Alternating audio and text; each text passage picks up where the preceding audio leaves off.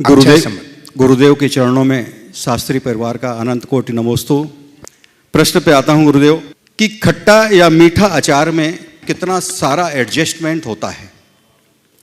आम का स्वभाव खट्टा होता है, शक्कर और गुड़ का स्वभाव मीठा होता है, मेथी का स्वभाव कड़वा होता है, मिर्च का स्वभाव तो हम सभी जानते ही हैं। नमक की प्रकृति में लवणता है, राई की प्रकृति में कसैलापन है, फिर भी अचार ने कितना अच्छा सामंजस्य बिठाया है कि सभी को अच्छा लगता है। हे गुरुदेव, हम जॉइंट परिवार में नाना प्रकार के सबके अपने अलग अलग मन रहते हैं, लेकिन कैसा सामंजस्य बनाएं कि कम से कम अचार की मधुरता हम सब में ऐसी ही बनी रहे। अब आज जो आपने बात उपस्थित की अचार की, बहुत अच्छी बात की कि आम की खटाई और शक्कर की मिठास, उसमें नमक है, मिर्च है, राई है और मेथी है, सब मिलकर के मधुरता देते। ऐसी मधुरता हमारे अंदर कैसे आए? आराम से आ सकता है। इसका रहस्य बता दूं? इसका रहस्य केवल यह है कि ये सब एक बरनी में रहते हैं। पहला रहस्य, एक बरनी में रहते हैं। समझ गए? सब के सब एक बरनी में रहते हैं और सब एक दूसरे का गुण लेते हैं।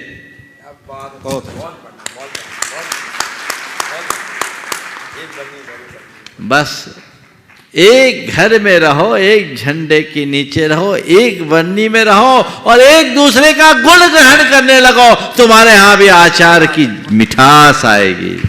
और एक बात बोलूं, अचार खाए तो हमें बहुत साल हो गए लेकिन अचार जो खाए हैं उनको बोलता हूं, सब एक बरनी में रह करके मिक्सअप होते हैं, लेकिन उसके साथ भी सबका अलग अलग स्वाद का आभास भी होता है।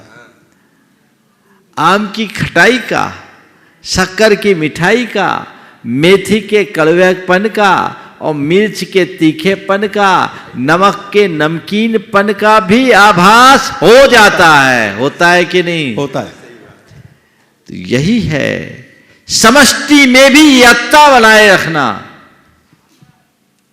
अगर हम एक दूसरे के गुण को ग्रहण करने का भाव रखें, एक दूसरे के साथ रहने और साथ निभाने की वृत्ति अपनाएं, वे एक साथ रहते हैं और साथ निभाते हैं। अगर आम कहे नहीं मैं तो खट्टा हूं, खट्टा ही रहूंगा, शक्कर कहे नहीं मैं मीठी हूं, मैं मुझे मीठी ही रहना है, मेथी कहे मेरा स्वभाव जो है मैं नहीं छोड़ूंगा, मैं जैसी हूं वैसी रहूंगे, और मिर्च लप लपा ले कि ज्यादा मत बोलो, मैं तीखी हूं तीखी रहूंगी, और नमक कहे देखो मैं अपनी मौजूदगी हटा नहीं सकता, मैं अपने ही स्वरूप में रहूंगा, तो अचार नहीं बनेगा। बनेगा क्या? नहीं बनेगा। कब बनेगा अचार? जब सब एक दूसरे के साथ रहकर एक दूसरे का साथ निभाने के लिए संकल्पित होते हैं। हमें मिलकर रहना है, क्योंकि हमारा जो वैशिष्ट है, हमारा जो स्वाद है, वो एक दूसरे का साथ निभाने में है। अलग होते ही स्वाद बिगड़ जाएगा। इसमें हमारी स्वतंत्रता भी है और हमारा सौंदर्य भी है, स्वाद भी है, शक्ति भी है, सब चीजें एक साथ है। तो जब हम वैसी मनोवृत्ति अपने भीतर जगा ले, तब मजा है।